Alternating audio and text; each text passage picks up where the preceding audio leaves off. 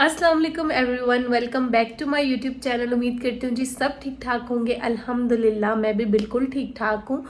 तो ईद ख़त्म हो गई, काम शाम में फिर से लग गए और मुर्गा हमारा फिर से बोलना शुरू हो गया है।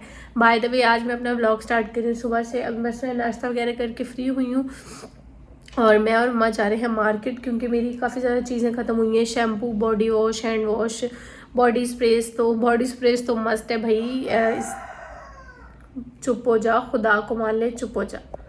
तो बॉडी स्प्रेस तो मस्त है भाई, इतनी ज़्यादा जो गर्मियाँ चल रही हैं। तो बस मैं और माँ मार्केट जा रहे हैं और मैंने जो है ना वो 2 पीस लेके स्टिच करने के लिए भी देने हैं, क्योंकि गर्मियों में ना वो कपड़े सही रहते हैं। इवन टी शर्ट्स में भी अक्सर गर्मी लग रही होती है, तो बस मैंने वही लेके स्टिच करवाने हैं। तो बस चलते हैं अब। अच्छा जी, तो हम लोग आ गए फिर मार्केट और सबसे पहले हम लोगों ने कहा कि चलो कपड़े ही देख लेते हैं।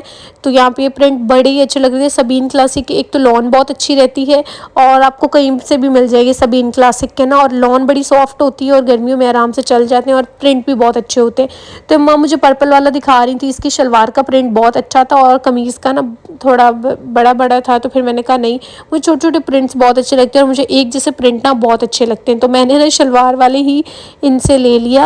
ये वाला नहीं लिया मैंने, मैं आपको घर जाके दिखाऊंगी कि मैंने कौन कौन सा लिया है। जो मैंने फर्स्ट में दिखाया था वो भी मैंने लिया और इसकी कमीज़ का प्रिंट काफ़ी बड़ा था और मैंने कहा कि पर्पल नहीं लेना, मेरे पास ऑलरेडी पर्पल हैं तो अलग थोड़ा कलर लेते हैं। उसके अलावा अम्मा ये जलबरी के इनके पास थे 3 पीस, तो अम्मा वो देख रही थी, लेकिन फिर अम्मा को ना इसका दुपट्टा नहीं अच्छा लगा, कमीज़ इसकी अच्छी लग रही थी। फिर अम्मा ने कहा कि नहीं, तो बस ये लेके हम चलते हैं घर। और घर आ गए और मेरे कुछ सामान भी ख़त्म हुआ था। आपको पता है कि लड़कियों की तो कोई ना कुछ चीज़ ख़त्म ही हुई रहती है। तो ये ईद पे ही ऑलमोस्ट मेरी चीज़ें ख़त्म होने वाली थी। मैंने कहा कि चलो मैं ईद के बाद ही एक दफ़ा जाऊंगी और फिर ले आऊँगी। तो मैंने क्या क्या लिया दिखा देती हूँ। डव का हैंड वॉश ख़त्म हुआ था मेरे वॉशरूम में। कभी हम डव यूज़ कर लेते हैं, कभी वो यूज़ कर लेते हैं लाइफ बॉय, कोई ऐसा नहीं है, हमेशा डव का जो भी मिले ले आते हैं। कभी सेफ गार्ड भी ले आते हैं। उसके अलावा इस दफ़ा ना मैंने ग्रीन वाला सनसिल्क ले लिया, क्योंकि मैंने इसके अच्छे रिव्यू पढ़े थे और मैंने बहुत अरसे पहले, कोई 4 साल पहले इसको यूज़ किया था। ये वाला था, पता नहीं कौन सा था। खैर अभी रिसेंटली भी मैंने पिंक वाला इसका यूज़ किया, ब्लैक वाला, और अब मैं ये ग्रीन वाला लेके आ गई हूँ। इसके अलावा ये मैंने एक शी का बॉडी स्प्रे लिया। शी के बॉडी स्प्रेज काफ़ी अच्छे होते हैं, फ्रेगनेंस अच्छी होती है। सीक्रेट का मुझे बड़े अरसे बाद मिला। सीक्रेट का मेरा मोस्ट फेवरेट बॉडी स्प्रे है। बड़े टाइम से ये स्टॉक में नहीं था, अभी इन्होंने ये रीस्टॉक किया है, आना बंद हो गया था। पहले ये 250 आई थिंक 300 का था, अब ये 480 का मिला। इन्होंने काफ़ी ज़्यादा इसकी प्राइसेस वगैरह जो है ना वो बढ़ा दी हैं, लेकिन इसकी फ्रेगनेंस बहुत अच्छी। मैंने परफ्यूम भी पूछा था सीक्रेट का, लेकिन उन्होंने कहा मैम नहीं है, तो फिर मैंने बॉडी स्प्रे ही ले लिया। और उसके अलावा मैंने लिया एक ये लक्स का सोप के हैंड वॉश भी यूज़ हो जाता है, कभी सोप भी यूज़ हो जाता है, तो फिर मैंने सोप भी ले लिया। उसके अलावा मेरा बॉडी वॉश ख़त्म हुआ था, तो मैं हमेशा लक्स का यूज़ करती हूँ। डव का मैंने यूज़ किया, लेकिन लक्स का मुझे बहुत अच्छा लगता है, फ्रेगनेंस भी बहुत अच्छी है। तो इस दफ़ा मैंने ये बॉक्स वाला ले लिया, वरना नॉर्मली जो है ना मैं ऐसी खाली इसकी बॉटल लेती हूँ, लोफ़े वाला नहीं लेती हूँ, लोफ़ा अलग से ले लेती हूँ। तो इस दफ़ा फ्री लोफ़ा वाला ऐसे ये पैकेट था उनके पास, तो फिर मैंने ये बॉक्स ही ले लिया। तो ये है जी बॉडी वॉश लक्स का, इसका पिंक भी बहुत अच्छा है और ये पर्पल भी बहुत अच्छा है, इसका लूफ़ा भी बड़ा अच्छा है। तो ये मैं वॉशरूम वगैरह में चीज़ें वगैरह सेट कर देती हूँ। अब पुरानी चीज़ें मैंने सारी जो बॉटल्स वगैरह ख़त्म हुई थी वो निकाल ली, और यहाँ पे एक पीआर आया हुआ था, वो हेयर ऑयल पड़ा हुआ है, तो ये मैंने बड़े अरसे से यूज़ नहीं किया, ऐसे ही रखा हुआ है। मैं वो ऑर्गेनिक वाला यूज़ करती हूँ, जिसका मैंने आप लोगों को बताया भी था। तो ये भी ऐसे मेरे वॉशरूम में रखा हुआ है। सनसिल्क शैम्पू है, ये फेस वॉश और एक ऐसी बॉडी वॉश मुझे गिफ्ट मिला था, ये भी ऐसे पड़ा हुआ है। पीछे एक क्लिनजिंग मिल्क और एक क्लिनजर पड़ा हुआ है, और यहाँ पे मैंने अपना लोफा लगा दिया है। और यहाँ पे ये स्पंज पड़ा हुआ है, मेकअप वगैरह अक्सर रिमूव करती हूँ, मैंने मिनीसो से लिया था। और ये वाला लोफा हमारा ख़राब हो गया है, तो इसे हम फेंक देते हैं अब डस्टबिन में। और भी कुछ बॉटल्स थी, मैंने कहा कि चलो इसे भी मैं डस्टबिन में फेंक देती हूँ। ये कंडीशनर मैं ग्लिस का यूज़ करी थी, शैम्पू मैं सनसिल्क करी थी, लक्स का मेरा बॉडी वॉश था।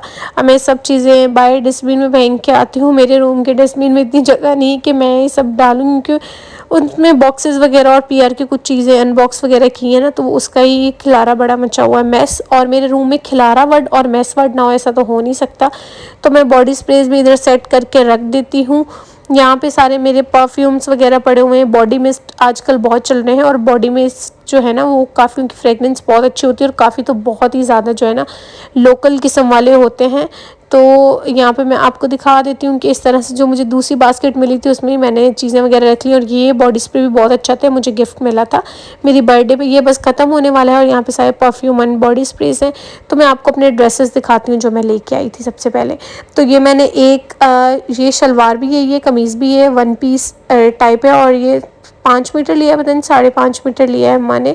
हमको पता होता है कि कितने में बनता है। तो ये इंशाल्लाह ताला जब सिल जाएंगे तो मैं शेयर करूँगी। मुझे प्रिंट बहुत अच्छा लगा था, इसके ऊपर ब्लैक दुपट्टा भी बहुत प्यारा लगेगा और वाइट दुपट्टा भी चला जाएगा। तो अब इसके साथ लेसेस वगैरह लेके और बस टेलर ने स्टिच कर देने हैं। और दूसरा जो है ना वो इस तरह से, इसका प्रिंट बहुत अच्छा लग रहा था। इस तरह का मेरे पास ऑलरेडी कलर है, लेकिन इसका प्रिंट बहुत छोटा सा था और पहना भी बहुत अच्छा लगता है। गर्मियों में इस तरह के कलर बड़े ही प्यारे लगते हैं। और ये भी सबीन क्लासिक का ही है, ये भी बहुत प्यारा लग रहा था। और दूसरे वाला एक मैंने ये पिंक कलर की कमीज़ ली, उसके साथ ब्लैक शलवार ली कि चलो मेरे पास ट्राउजर्स तो बहुत है लेकिन मेरे पास ब्लैक शलवार नहीं है। इसकी ना मैं ब्लैक शलवार सिलवा लूँगी ताकि और भी ड्रेसेस के साथ चली जाए। उसके अलावा मैंने शेफून का ये एक ब्लैक दुपट्टा भी ले लिया कि चलो काम आ जाता है। इस पर ना मैं थोड़ी पीको अच्छी से करवाना चाह रही थी। तो बस अब ये फिर टेलर को ही देने हैं। ये तो हो गए हमारे ड्रेसेस। और मैं नाश्ता करके गई थी, ब्रेड और अंडा, और उसके बाद मैंने कुछ भी नहीं खाया था। हम लोग गए, हमें आते आते काफ़ी लेट हो गया था, हमें 1-2 काम और भी थे मार्केट में। तो हम शाम के टाइम आए, फिर आके 15-20 मिनट मैंने आराम किया और अब मुझे भूख लग रही थी। तो मैंने सोचा कि चलो रोल पड़े हुए हैं, रोल फ्राई करके हम लोग खा लेते हैं। और ये चिकन टिक्का रोल है, हमारी सिटी में ही बनाते हैं वो लोग घर में और फिर इसकी होम डिलीवरी करते हैं। और यकीन माने बहुत टेस्टी बनते हैं। एक दिन मैंने व्लॉग में बनाए थे तो वो थोड़े सही नहीं हुए थे। वो ऐसा था कि इन लोगों ने फ्रेश बना के भेजे थे तो वो अच्छे से इसकी पट्टियाँ फ्रीज़ नहीं हुई थी, इसलिए रोल जी ख़राब हो गए थे थोड़े। और जब भी आप कोई चीज़ फ्राई करें तो थोड़ा सा ऑयल ज़्यादा ही यूज़ होता है और आंच जो है ना बिल्कुल स्लो होती है। तेज़ आंच पे करेंगे एक तो वो अंदर से पकेंगे नहीं और उनकी ना वो पूरे ऊपर से जल जाएंगे। तो अब यहाँ पे मेरे रोल फ्राई हो गए हैं। अब मैं क्या करूँगी, मैं केचप के साथ नहीं खाती, मुझे मेयोनीज़ के साथ खाने में ज़्यादा मज़े के लगते हैं। क्योंकि मुझे ऐसा लगता है केचप का टेस्ट ना इनके अंदर ही होता है, केचप इन्होंने अंदर भी डाली होती है, लेकिन ऐसा पता नहीं है या नहीं है, मुझे एक ऐसा फ़ील होता है। तो बस मैं ये खाती हूँ, फिर मुझे आप लोगों से कुछ बात करनी है। इस व्लॉग को मैं क्या एंड करूँ, मेरे पास लफ्ज़ नहीं है बोलने को, कहने को अल्फाज नहीं है। और मुझे अपनी एग्जिस्टेंस पे वो हो रहा है कि तुम ज़िंदा क्यों हो, क्यों आखिर। आए दिन रेप, आए दिन रेप, आए दिन रेप पे रेप। 3 साल की बच्ची, 5 साल की, 6 साल की, 7, 8, 9, 10, पता नहीं कितनियों का रेप। जा रही है अपने बच्चों को लेके, माँ का रेप कर दिया। बच्ची चीज़ लेने के लिए बाहर निकली है, बच्ची का रेप कर दिया। स्टूडेंट वापस आ रही है, स्टूडेंट का रेप कर दिया। जॉब करके बंदी वापस आ रही है, उसका रेप कर। तुम लोगों ने छोड़ा किसको है यार। मतलब इतनी तुम्हारे अंदर हवस भरी हुई है तो यार जाके शादी कर लो। एक जायज़ तरीका दिया है ना सब करने का, तो क्यों किसी के घर को, किसी की ज़िंदगियों को बर्बाद कर रहे हो तुम लोग। उस 3 साल की बच्ची की तुम्हें चीखें नहीं सुनाई दी। अपनी बहन बाहर जाए तो कहते हो कि बाहर क्यों गई हो, 4 मर्द देख रहे थे, हमारी इज्जत खराब हुई। जब उसकी तुम इज्जत लूट रहे थे तब तुम्हें शर्म नहीं आई कि वो किसी की बच्ची है, उसका पूरा खानदान तबाह हो जाएगा। और जब यहाँ पे बात आती है कि सेक्स के अबाउट कुछ बात करो, कुछ नॉलेज की बात करो, हमारे मुल्क में सेक्स नॉलेज तो है ही नहीं ना। सेक्स की बात करेंगे, अबे क्या बात करिए, चुप करके बैठ जा, तुझे शर्म नहीं आती, क्या बकवास करिए। पीरियड्स की बात करेंगे तो तू चुप करके बैठ जा, तुझे जब बेड पे ये सब कर रही होती हो जब तुम लोगों को शर्म नहीं आती। 4 बंदों में बात करते वक्त तुम लोगों को शर्म आती है। बच्ची की इज्जत लूटते वक्त तुम लोगों को शर्म आई नहीं तो तुमको क्या बात करते वक्त शर्म आएगी। जब तक हमारे मुल्क में इस चीज़ का जस्टिस नहीं होगा, जब तक रेपिस्ट को पकड़ के फांसी नहीं दी जाएगी, तब तक कुछ भी नहीं होगा। और यहाँ पे बात करने को कहा जाता है कि क्यों बात कर रही हो, क्यों बात कर रही हो, क्यों बात ना करें। और आजकल की सो कॉल्ड रिलेशनशिप्स का मैं आपको बताऊं कि उधर भी ये सब फैला हुआ है। नहीं भाई, शादी हो ना हो, हम जल्दी से ये काम कर ले। क्यों भाई, जब अल्लाह ने बोला है निकाह का पैगाम भिजवाओ, आप भी भेजो, दोनों फैमिलीज मिले, आपस में बात हो। तो जब एक जायज़ तरीके से हर चीज़ लिखी है तो तुम लोग क्यों घटिया चीज़ों में घुसना चाहते हो। आज की मैंने बहुत स्टोरीज पढ़ी, मैं एक शाम से इस चीज़ के बारे में बड़ा पढ़ रही थी। चलो भाई लड़की नहीं भाई मैं सब नहीं कर सकती, नहीं लड़का तुम करो, अगर तुम ये सब नहीं करोगे तो मुझे लगेगा मुझसे तुमसे मोहब्बत नहीं है। तो ऐसी मोहब्बत को टांग मार के और उसके मुंह पे थूक के वापस जाओ। जिस लड़के को यही एतबार नहीं कि तुम ये सब करोगी तो फिर ही उसको तुमसे मोहब्बत है, वरना नहीं है तो भाड़ में जाओ। ऐसे लड़कों को ना उठा के डस्टबिन में फेंको, गटर में फेंको और अपनी ज़िंदगी में मूव ऑन कर जाओ, ठीक है ना। वो अरेंज मैरिज हो, लव मैरिज हो, जायज़ रिश्ता जो होता है ना, ये सब करने का वो निकाह के बाद ही होता है। तो खुदा को मानो, ये देखो लड़की हो तुम भी, और जो ये सब कर रहे हो, खुदा को मानो, खुदा के कहर से डरो। अल्लाह पाक इस दुनिया में सब दिखाते हैं। अल्लाह के घर में देर ज़रूर है लेकिन अंधेर नहीं है, ये बात अपनी दिमाग में फिट कर लें। आज नहीं तो कल आपकी बेटी के साथ भी ऐसा हो सकता है। तो जो लोग चुप करके भी बैठे हैं ना, जो लोग कुछ कर भी सकते हैं, अबाउट बोल भी सकते हैं, रैपिस्ट को पकड़ भी सकते हैं, वो लोग भी ऐसे चुप करके बैठे हुए हैं। मुझे अब ऐसा फील होने लग गया है, ना मैं यूट्यूब पे सेफ फील करी हूँ, ना इंस्टा पे। मेरा दिल करता है सब डिलीट करूँ और चली जाऊँ और वापस कभी ना हो। हमारे माँ बाप इन्हीं वजह से डरते हैं। क्या करते हैं, पिक्चर्स लेते हैं, एडिटिंग करते हैं और अगले की इज्जत 2 मिनट में उड़ा देते हैं। कब तक करोगी ये सब? अल्लाह को जवाब नहीं देना, जान नहीं देनी। मेरा दिल इतना फट रहा है अंदर से, इतना वो कि क्या है यार, मतलब क्यों नहीं इस अबाउट कोई बोल रहा, क्यों नहीं इस अबाउट कोई बात कर रहा। वो 3 साल की बच्ची चली गई, पीछे उसकी 2 बहनें होंगी, उसका पूरा खानदान होगा, उसका बाप किधर किधर मुंह दिखाएगा? कहीं मुंह दिखाने के काबिल उसको छोड़ा है आप लोगों ने? इसलिए माँ बाप कहते हैं कि बेटा हो जाए, क्योंकि बेटी किसको अच्छी नहीं लगती, बेटी हर किसी को अच्छी लगती है, लेकिन बेटी के नसीब से डरते हैं पहली बात।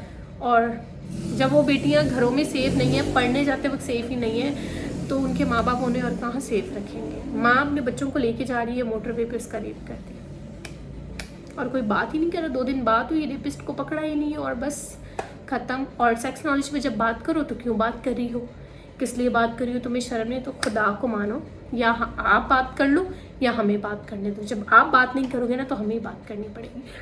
और मे बी मुझसे कुछ दिन तक कुछ पोस्ट ना हो, मुझे नहीं पता, लेकिन मैं इस चीज़ को लेके बड़ा डिसहार्ट हुई हूँ। जैसे इंस्टा पे मैं आपको एक अकाउंट बता रही हूँ, इंस्टा का और यूट्यूब का। आपने जाके उनको यूट्यूब पे रिपोर्ट करना है, इंस्टा पे भी रिपोर्ट करना है। ब्लॉक नहीं करना, आपने रिपोर्ट करनी है जितनी हो सके। वो बंदी मेरा कंटेंट यूज़ कर रही है, मुझे उसने ब्लॉक किया हुआ है विदाउट माई परमिशन। आप परमिशन लेके कुछ कर रहे हो तो वो एक अलग चीज़ है, ठीक है। वो बंदी यूज़ करी है, मुझे उसने ब्लॉक किया हुआ है ताकि मैं उसको देख ना सकूँ। मेरे फॉलोअर्स ने मुझे बताया कि वो बंदी ने आपके पिक्चर्स यूज़ की हुई हैं। पिक्चर्स ठीक है, अगर आप लड़की हो और ये सब कर रही हो, आपने वहाँ पिक्चर्स वगैरह अपलोड की हैं जहाँ पे सिर्फ ठरकी मर्द है, सिर्फ जाहिल लोग हैं। इतनी नेगेटिविटी फैलाई हुई है उधर पिक्चर्स के नीचे कमेंट्स में कि जानबूझ के वो बनाया गया।